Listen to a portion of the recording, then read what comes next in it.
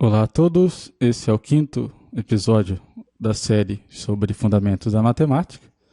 Hoje eu falarei sobre a construção dos ordinais de von Neumann e o paradoxo de Burali-Forte.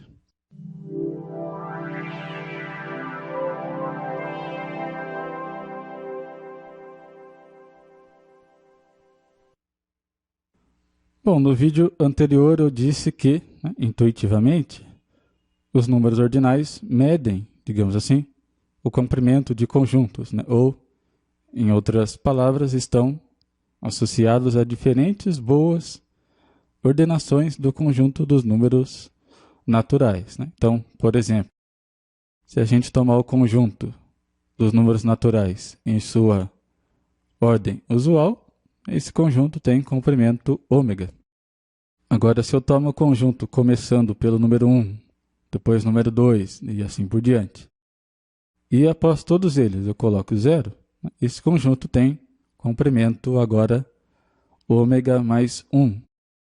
Outra maneira de se ordenar o conjunto dos números naturais, poderia colocar todos os números pares primeiro, então tenho 0, 2, 4 e assim por diante, e após todos eles eu coloco os números ímpares. Então eu teria 1, 3, 5 e assim por diante. Então esse conjunto tem comprimento ômega mais ômega. Agora, para Cantor, todo conjunto M tinha um tipo ordinal, que segundo ele é um conceito geral que resulta de M se abstrairmos a natureza dos seus elementos e retermos a ordem de precedência com que esses elementos são dados. Então o que Cantor nos dá é uma definição por abstração. Agora, outros matemáticos irão procurar outras maneiras de se definir os números ordinais que não fizessem uso desse processo de abstração. Um desses matemáticos é o John von Neumann. O que eu apresentarei a partir daqui é, então, uma formulação de von Neumann para os números ordinais, dada por volta de 1920. Então, a ideia básica do von Neumann é que cada ordinal alfa é identificado com o conjunto dos ordinais menores do que alfa. Então, primeiramente, a gente tem o 0, que é identificado com o conjunto vazio. O número 1 é identificado, então, com o conjunto dos números menores do que 1, ou seja, o conjunto que tem apenas o 0 como elemento. Da mesma maneira, o número 2 é identificado com o conjunto cujos elementos são o 0 e o 1, justamente aqueles ordinais menores do que o 2, e assim por diante. Então eu tenho 3, que é identificado com o conjunto 0, 1, 2, o 4, identificado com o conjunto 0, 1, 2, 3, assim sucessivamente. Agora veja o seguinte, cada ordinal, até o momento, foi formado tomando a união dos elementos do conjunto anterior com o próprio conjunto anterior. Então, por exemplo, para a gente visualizar isso, tomemos o número 3, que foi identificado com o conjunto cujos elementos são o 0, 1 e o 2. O 3 pode ser formado, então, pela união do conjunto 0, 1 com um conjunto unitário que tem somente o 2 como elemento. Mas veja que esse conjunto 0, 1, por sua vez, é identificado com o número 2. Portanto, o 3 é dado pela união do conjunto 2 com o conjunto unitário formado pelo próprio 2. De maneira geral, se alfa é um número ordinal, então podemos obter o próximo ordinal tomando a união de alfa com o conjunto unitário, cujo único elemento é o próprio alfa. Ou seja, o sucessor de alfa, que é o alfa mais 1, é dado pela união de alfa com o conjunto unitário, cujo elemento é esse próprio número alfa. Então, por exemplo, o 2 é um ordinal. Então, o sucessor de 2, né, que é o 2 mais 1, seria dado pela união do conjunto 2 com o conjunto unitário, cujo elemento é o próprio 2. Agora, esse conjunto 2, né, o número 2, é identificado com o conjunto 0, 1. Então, a gente fica com a união do conjunto 0, 1 com o conjunto unitário, que tem o 2 como elemento. Isso vai dar o conjunto 0, 1, 2, que é identificado com o número 3. Então, essa é a primeira forma de se obter ordinais na concepção de von Neumann, né, que é por meio da operação de sucessor imediato. A outra forma de se obter ordinais é por meio da passagem ao limite. Então, dado um conjunto A de ordinais, né, que possui a característica de que, se α pertence ao conjunto A, então α mais 1 também pertence ao conjunto A, então existe o ordinal limite dado pela união generalizada de A. Né? Ou seja, né, sempre que temos uma sequência ilimitada superiormente de ordinais, existe um ordinal limite que é o maior do que todos os elementos daquela sequência. Então, dentro dessa concepção de von Neumann, o número ômega é identificado com o conjunto dos números menores do que ômega. Mas quem são os menores do que ômega? Qualquer número natural. Então, o número ômega é identificado com o conjunto dos números naturais. Daí, a partir de ômega, a gente pode obter outros ordinais pela operação de sucessor. Então, ômega mais 1 é dado pela união de ômega com o conjunto unitário, cujo elemento é o próprio ômega. O ômega mais 2 é a união do ômega mais 1 com o conjunto unitário, cujo elemento é o próprio ômega mais 1, e assim por diante. O próximo ordinal limite é o ômega mais ômega, que é a união de todos os ordinais anteriores. E esse processo continua indefinidamente. Então, por enquanto, caracterizamos os ordinais que correspondem à primeira e à segunda classe de números de Cantor. Né? Então, lembrando, a primeira classe são os ordinais finitos, que correspondem aos números naturais. A segunda classe são os números após ômega. Então, ômega mais 1, ômega mais 2 e assim por diante. Agora, a gente também pode caracterizar ordinais de classes superiores. Então, por exemplo, ômega 1 é identificado com o conjunto formado, né, por todos os ordinais anteriores a ele. Então, isso inclui os ordinais finitos e os ordinais cuja potência é a mesma que ômega.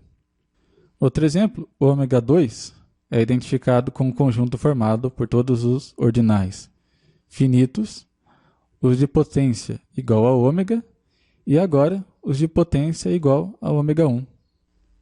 Agora, os conjuntos que são números ordinais podem ainda ser caracterizados de forma mais geral por meio de duas propriedades. Então, um conjunto alfa é um número ordinal se ele é transitivo e estritamente bem ordenado pela relação de pertinência. Então, vamos observar, por exemplo, o ordinal ômega. Então, tome o elemento 3, que foi identificado com o conjunto 0, 1, 2.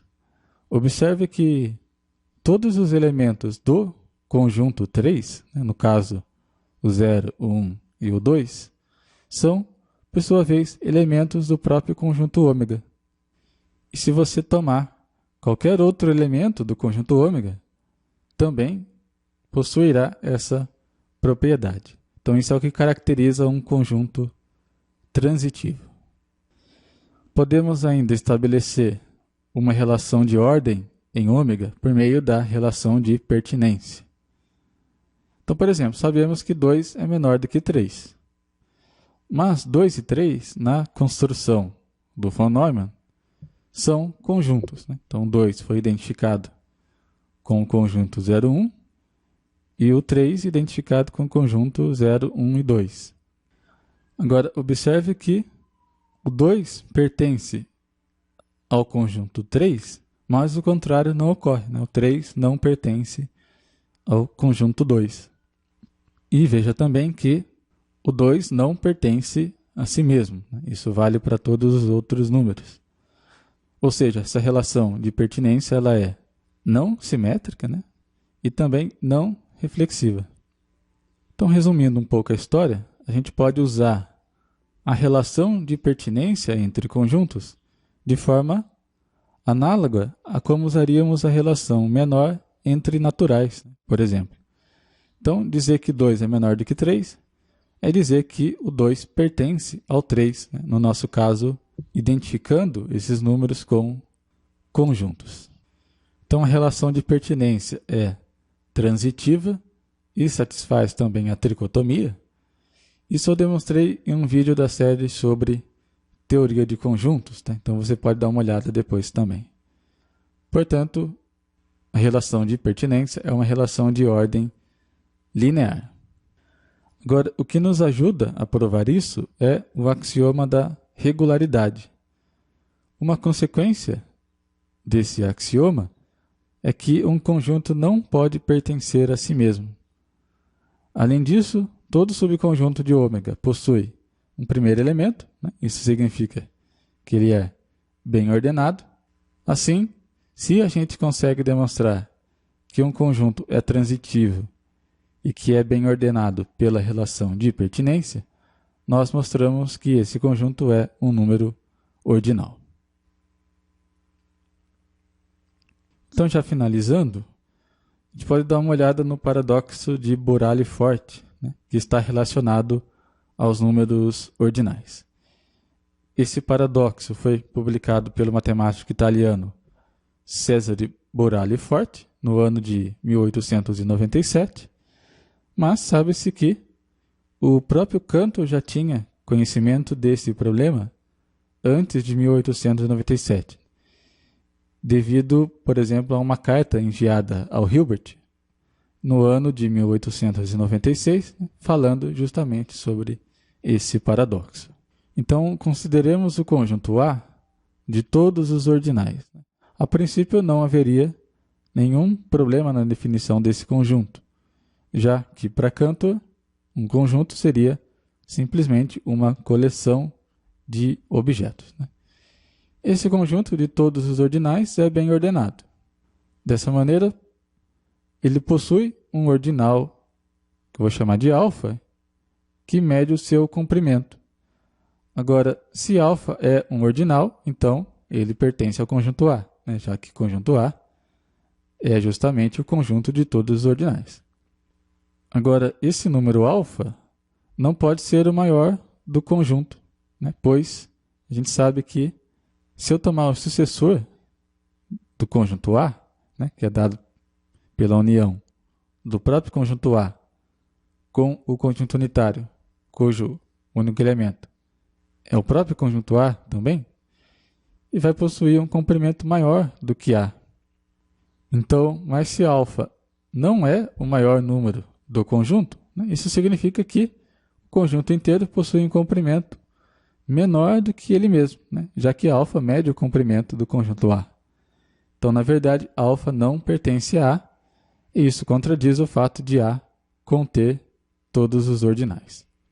Então, se identificarmos os ordinais com conjuntos, né, da forma que fez o von Neumann, então se A é o conjunto de todos os ordinais, ele é bem ordenado, portanto, ele mesmo é um ordinal, ou seja, é um conjunto que pertence a si mesmo. Mas isso é bloqueado pelo axioma da regularidade. Uma das consequências desse axioma é que nenhum conjunto pode pertencer a si mesmo. Portanto, o conjunto A, na verdade, não é um conjunto. Bom, Cantor chamará esses conjuntos problemáticos, né, digamos assim, que inclui, por exemplo, o conjunto de todos os ordinais, o conjunto de todos os cardinais e o conjunto universal, né? O conjunto de todos os conjuntos. Então ele vai chamar esses conjuntos de multiplicidades inconsistentes, né? Que seriam, portanto, coleções de objetos que não poderiam ser concebidos enquanto uma totalidade acabada. E uma observação final: em algumas teorias axiomáticas, como por exemplo a teoria ZFC, essas coleções, na verdade, não são objetos válidos, digamos assim, da teoria, já que eles contradizem axiomas ou teoremas dessa teoria em questão. Já outras teorias integram essas multiplicidades como classes próprias. Então, quando você for tomar um livro, de teoria de conjuntos para estudar, observe se a teoria em questão que está sendo apresentada ali trabalha puramente com conjuntos ou se trabalha com classes também. Isso pode fazer diferença na forma como os objetos são definidos, e o modo como a teoria vai sendo construída. Bom, aqui no próprio canal a gente tem uma série sobre teoria de conjuntos, que você pode dar uma olhada depois também, se tiver interesse. Eu não cheguei ainda na parte sobre números ordinais, mas já tem bastante conteúdo desenvolvido sobre a teoria Zermelo-Fraenkel. Você pode também dar uma olhada no artigo sobre teoria de conjuntos da Enciclopédia de Filosofia de Stanford. Além de ter um conteúdo bem abrangente, você encontra também vários links para uma quantidade bastante grande de referências. Então, vou deixar um link na descrição do vídeo, para você olhar esses materiais. Se você está ouvindo o podcast, você pode acessar diretamente o site numeroimaginário.com.br. Então, muito obrigado por assistir ao vídeo ou ouvir o podcast e até o próximo episódio.